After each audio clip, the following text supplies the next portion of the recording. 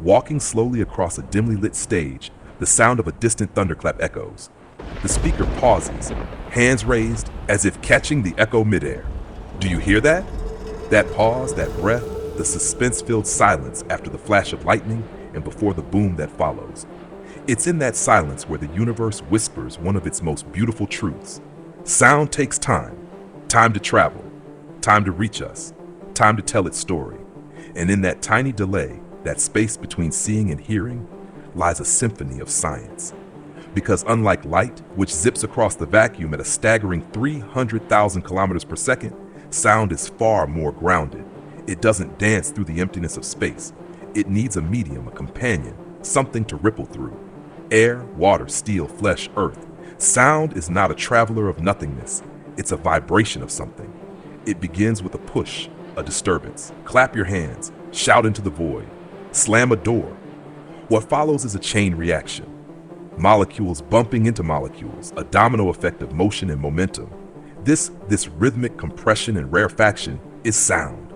It's a mechanical wave, rippling through matter, obeying the physical laws that govern our universe. And at its heart lies an elegant equation, F-Lu, where Vowel is the speed, F the frequency, and Lelo the wavelength. If you change one, the others must adjust. A soprano's high-pitched note, short wavelength, high frequency. A bass drum's thud, long wavelength, low frequency. Yet both ride the same wind, arriving to your ear together. But here's the burning question.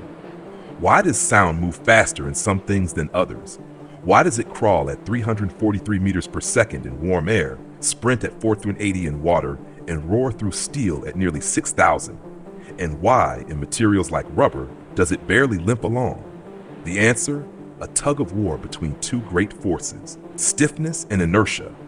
Imagine a long line of people passing along a shove. If they're rigidly locked, the shove moves fast. If they're floppy or sluggish, the push is delayed. Physically, that's the ratio between how much a material resists deformation and how much mass resists motion. Mathematically, the speed of sound is the square root of an elastic property divided by a density.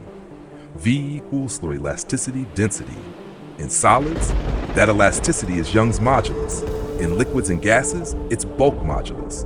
And in all cases, density slows things down. That's why sound slices through steel, high stiffness, moderate density, and why it dawdles through air, low stiffness, even though air is not very dense. That's why counterintuitively, sound can race through lead, a very dense metal, but still slower than through aluminum, lighter but stiffer. And yet, gases. Gases offer a special kind of elegance. Because in a gas, the behavior of sound is deeply intertwined with thermodynamics. Sound waves compress and decompress gases rapidly, so rapidly in fact that there's no time for heat to enter or leave the compressed regions. The process is adiabatic, and this matters hugely. For an ideal gas, we land on a crown jewel of physics. V equals thirds ku gamma RTM. Let's savor that. Gamma gammator, the adiabatic index, a measure of how pressure and volume relate during adiabatic processes. The universal gas constant, always faithful. T, temperature in kelvins, the kinetic fire beneath the molecules. M, molar mass, the weight of the individual players. This tells us something astonishing. Sound speed in a gas rises with temperature, falls with molecular weight, and depends on how efficiently the gas stores energy during compression. That's why helium, with a low molar mass and high gong, carries sound almost 3 times faster than air, hence your squeaky cartoon voice after inhaling it. And why carbon dioxide, heavy and sluggish, muffles sound like a pillow over a speaker.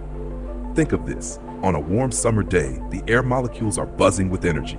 They collide more, they transfer vibration faster. That's why sound travels farther and clearer on hot days.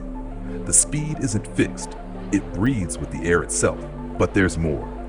One of the most magical properties of sound, and one that underpins how we experience speech, music, and the world around us, is this.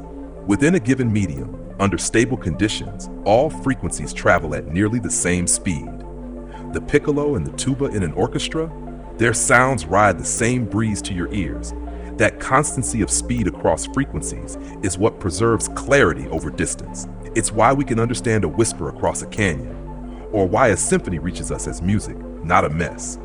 If sound didn't behave this way, our world would be dissonant chaos.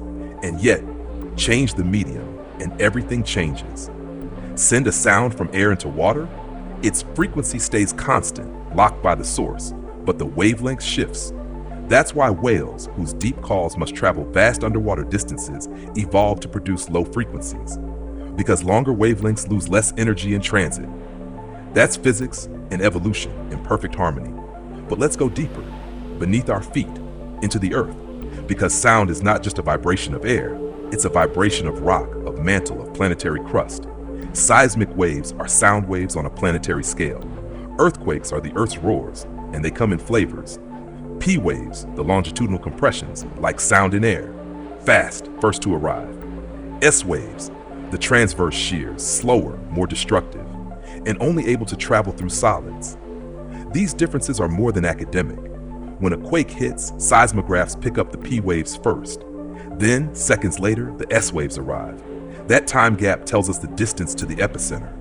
Multiply that by a network of seismic stations and we can triangulate the source. But something more incredible happens. The S waves vanish beyond a certain point. Why? Because they can't move through liquid. The Earth's outer core, molten metal, swallows them. The result? A shadow zone, a part of the globe where no S waves ever arrive. A silence that tells us, here lies liquid. We map the Earth's heart with sound, not sonar, not light, but seismic echoes. And let's not forget, sound carries energy. As it radiates from its source, it spreads. Its intensity drops with distance, obeying an inverse square law. That's why the crack of a gunshot can be deafening nearby but faint and muffled across a valley. It's why the heartbeat of a concert is felt in your chest near the stage, but barely thumps at the back. That spread, the energy's dilution, is not a flaw. It's part of sound's design. It's what gives it range and mystery. And here's the philosophical twist. Sound, for all its mathematical beauty, is intensely human. It's how we connect. Language, laughter, music, warnings, lullabies, all encoded in waves of pressure through air. We evolved to ride those waves. Our ears, intricate instruments of vibration detection.